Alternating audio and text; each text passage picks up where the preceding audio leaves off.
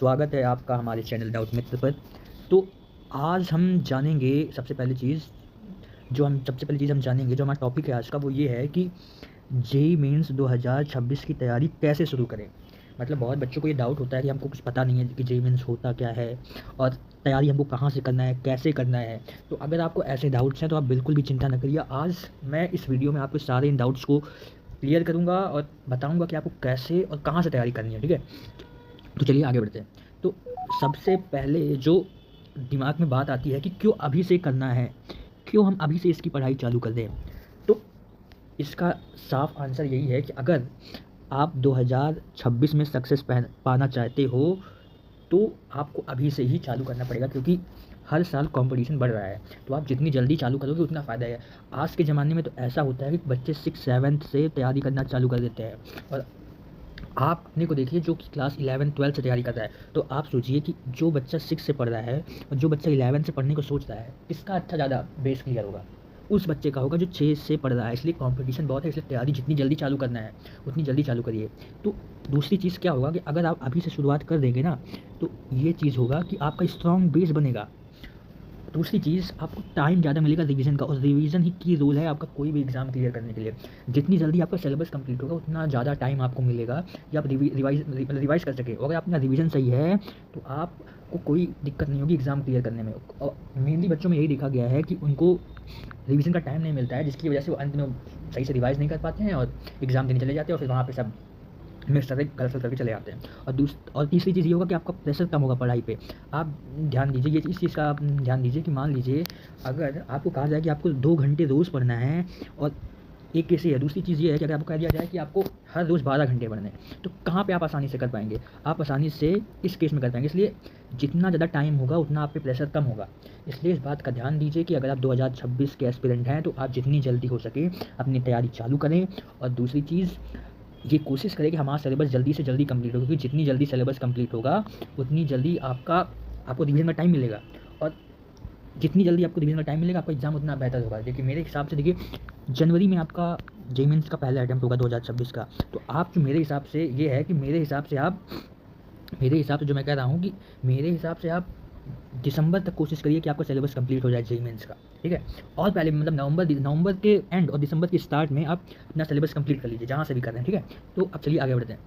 तो अब सबसे पहली चीज़ आपको ध्यान देनी है कि आपको अगर किसी भी चीज़ को आपको क्लियर करना है तो उसके लिए सही टाइम टेबल होना चाहिए, क्योंकि टाइम टेबल जब तक नहीं होगा आप कोई फिक्स नहीं होंगे, कभी भी कुछ भी पढ़ेंगे। तो जो स्टेप 1 क्या कर रहा है कि सबसे पहली चीज़ सही टाइम टेबल बनाएं, ठीक है।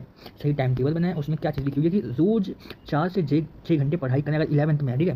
मतलब ये है कि अगर आप 11th में हैं तो रोज़ 4 से 6 घंटे पढ़ाई करिए, ठीक है। और दूसरी चीज़ क्या करें कि हर सब्जेक्ट को डेली छुएं।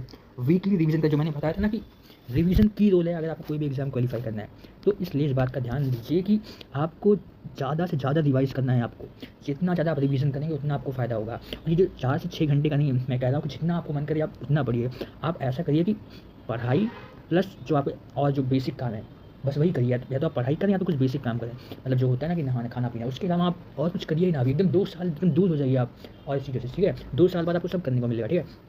और हाँ, एक चीज़ का ज़रूर ध्यान दीजिएगा कि टेस्ट बहुत ज़रूरी है। तो हर संडे को आप टाइम टेबल ऐसा बनाएं जिसमें हर सब्जेक्ट को आप डेली छुपाएँ, और ऐसा करें कि मतलब कि आपको संडे को एक मॉक टेस्ट आप दीजिए। तो ये ध्यान देना है कि टाइम टेबल बनाते समय आपको ये सब चीज़ें ध्यान देनी है। मतलब ऐसा है कि सबसे पहली चीज़ ये है कि मॉक टेस्ट होना चाहिए, वीकली रिवीजन का एक शेड्यूल होना चाहिए, हर सब्जेक्ट आपको डेली चुनना है, और 4 से 6 घंटे पढ़ाई करना है, ठीक है। तो सही बुक्स और सही रिसोर्स चुनना है, ठीक है।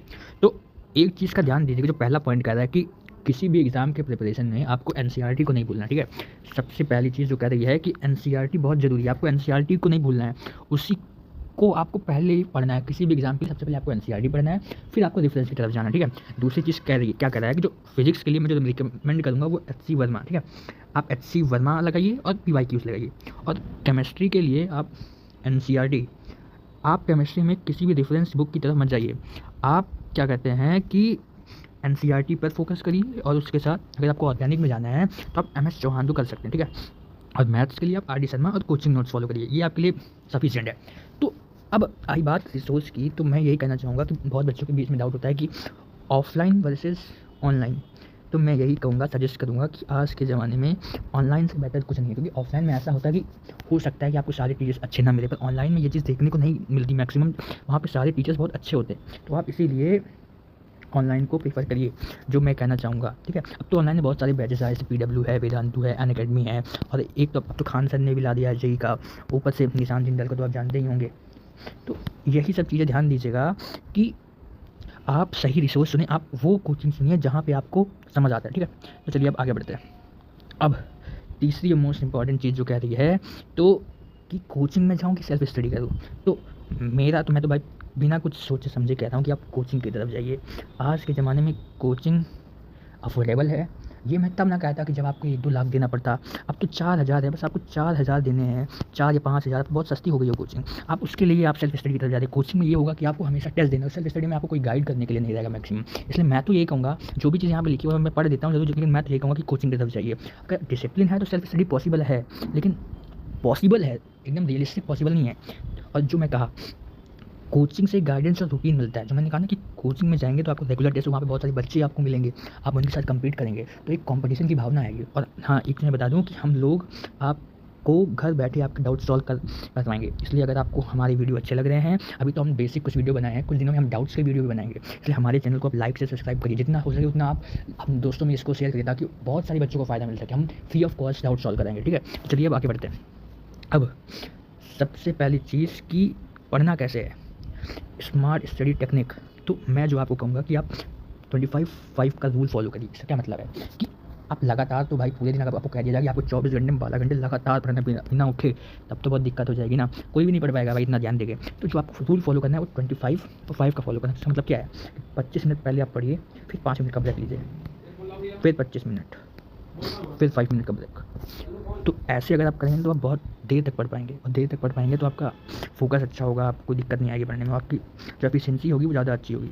दूसरी चीज़ ये है कि आपको नोट्स नहीं बनाना भूलना, क्योंकि जब आप पढ़ रहे हैं उस समय तो आपको समझ आ गया, लेकिन बाद में आपको रिवाइज़ करना है, तो आप कैसे करेंगे, तो उस समय नोट्स ही आपको हेल्पफुल होगी आपके लिए। दूसरी चीज़ माइंड मैप बनाना ना भूलिएगा, ठीक है। तो इन सब, तीसरी चीज़ क्या कह रहा है कि फॉर्मूला चार्ट बनाइएगा, वीकली गोल सेट करिएगा। मतलब आप इन चारों चीज़ों का ध्यान दीजिएगा, जिसमें जो सबसे मेन इंपॉर्टेंट है वो है 25-5 का रूल, ठीक है।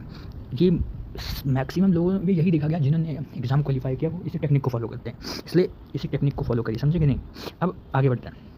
अब जो अंत में मैं मतलब एक वो देना चाहूँगा कि कंक्लूजन क्या है। तो कंक्लूजन यही है कि शुरुआत ज़रूरी है। दूसरी चीज़, अभी से शुरुआत करोगे तो ही आगे निकल पाओगे, और हर दिन की कंसिस्टेंसी ही जीत दिलाएगी। ना केवल जेईई, किसी भी एग्ज़ाम को क्वालिफाई करना है तो आपको कंसिस्टेंट रहना पड़ेगा, इस बात का ध्यान दीजिएगा, कंसिस्टेंट रहना पड़ेगा। और अंत में फिर से मैं यही कहना चाहूँगा कि follow doubt method for daily guidance. आज के ज़माने में हम लोग आ चुके हैं आपको फ्री ऑफ कॉस्ट हेल्प देने, इसलिए लाइक शेयर सब्सक्राइब जरूर करिएगा। Thank you.